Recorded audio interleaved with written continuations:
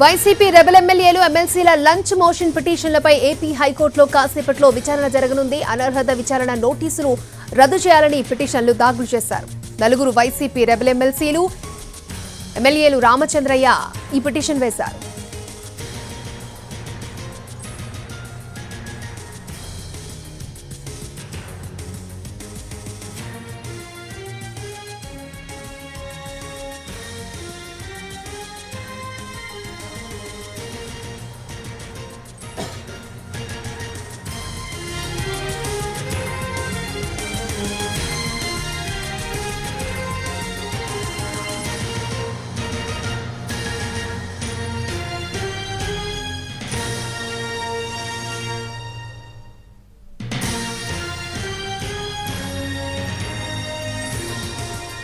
Right, అనర్హత పిటిషన్ల విచారణను రద్దు చేయాలంటూ వైసీపీ రెబెల్ ఎమ్మెల్యేలు ఎమ్మెల్సీలు లంచ్ మోషన్ పిటిషన్ అయితే ఏపీ హైకోర్టులో దాఖలు చేశారు. మరి కాసేపట్లో విచారణ జరగనుంది.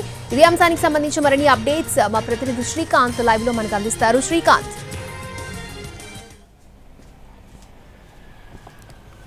వైసీపీ రెబెల్ ఎమ్మెల్యేల అనర్హత నోటీసులకు సంబంధించి వాళ్ళందరూ కూడా దాఖలు చేసిన పిటిషన్ మీద అయితే ప్రస్తుతం ఏపీ హైకోర్టులో అయితే విచారణ అయితే ప్రారంభమైంది.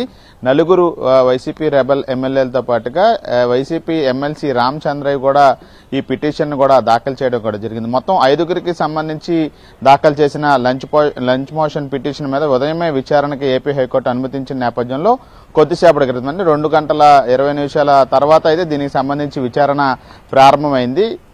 ఈ విచారణలో భాగంగా నోటీసులు ఏదైతే స్పీకర్ ఇచ్చారో 29వ తారీఖున రావాలని, ఆ నోటీసులను రద్దు చేయాలి అనే అంశానికి సంబంధించి అయితే తమ వాదనలో ఎమ్మెల్యేలకు సంబంధించిన న్యాయవాదులు అయితే వాదనలు వినిపిస్తున్నారు. దీంతో పాటుగా అనర్హత వేటుకు సంబంధించి ఒక స్పష్టమైన మెటీరియల్ తమకేమీ ఇవ్వకుండా తమ వాదన ఎందుకు ఈ పరిస్థితి వచ్చిందనే వెర్షన్ కూడా వినకుండానే అనర్హతకు సంబంధించి విచారణ నిమిత్తం రావాలని నోటీసులు జారీ చేశారనే విషయాన్ని కూడా న్యాయమూర్తి దృష్టికి కూడా తీసుకెళ్లడం కూడా జరిగింది. ఇదంతా కూడా చట్ట విరుద్ధంగా జరిగింది కాబట్టి ఆ నోటీసులు ఏదైతే స్పీకర్ ఇచ్చారో వాటిని రద్దు చేయాలనేది ప్రధానంగా కూడా రెబెల్ ఎమ్మెల్యేల తరపున న్యాయవాదులు అయితే న్యాయమూర్తి దృష్టికి కూడా తీసుకెళ్లిన పరిస్థితి ప్రస్తుతం కొనసాగుతుంది. వాదనలు కొనసాగుతున్న పరిస్థితి ఉంది. ఆ తర్వాత మరి న్యాయమూర్తి నుంచి ఎటువంటి ఆదేశాలు వస్తాయనేది కొంత ఆసక్తికరంగా మారింది. అక్షయ, అంటే శ్రీకాంత్, స్పీకర్ దగ్గర విచారణగా హాజరైన తర్వాత ఆనం గాని కోటంరెడ్డి గాని మాట్లాడడం జరిగింది. వాళ్ళ మాటలు బట్టి ఏం అర్థమవుతుందంటారు?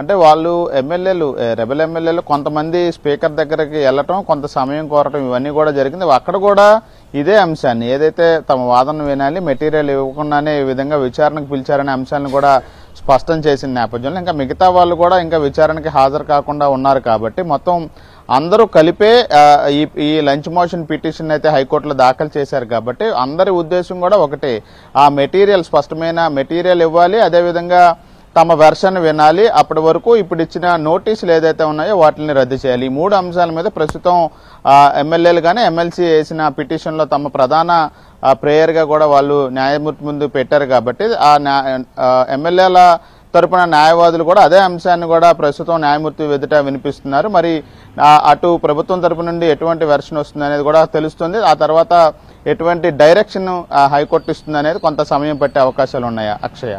ఓకే శ్రీకాంత్.